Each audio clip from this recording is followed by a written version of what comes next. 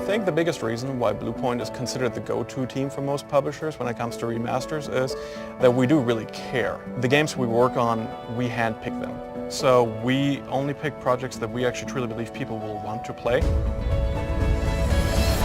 Bluepoint's been around since early 2006, and our first game that we ever shipped was Blast Factor for the PS3. It was the first PlayStation Network game that you could get when the network launched.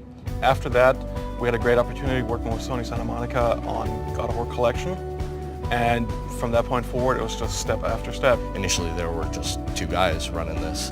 As we grew and our ability to solve problems grew as well, we started to take on bigger projects. We've been very fortunate in that we've worked on games that everyone knows and loves. As we work on each of these titles, we take a small piece of it with us. So regardless of where we go next, we always have that piece that we bring with us from game to game, and it becomes part of the Bluepoint DNA. Every single project we essentially take on another challenge. We never like to just stay in the same bubble and like, okay, we know we can do this, we're going to do this exact same thing again. So on Uncharted Collection, that was kind of our starting kickoff point where we did a little bit art revamp, but then going into Shadow, like we knew up front, we're going to redo all the art. So that required us to have a full art team that could build a full AAA quality content for a full game. Every game that we work on, the first thing that we look at is what makes this game so endearing, not only to us, but to the community.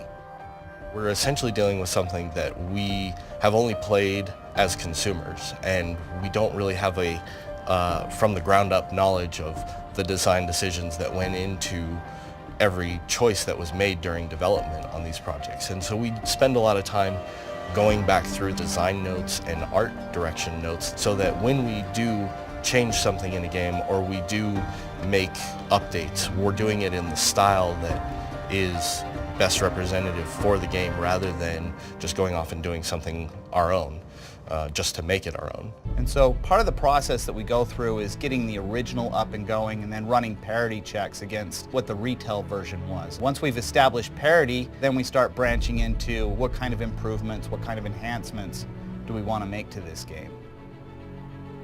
There's a lot of deliberate discussion that occurs when we decide this thing needs to be a part of the game, whether it's an updated control scheme, whether it's subtle changes to color tones or environment. Obviously to us, failure is really never an option, so we always give the best we possibly can on every single title we work on, and I hope everybody enjoys the results.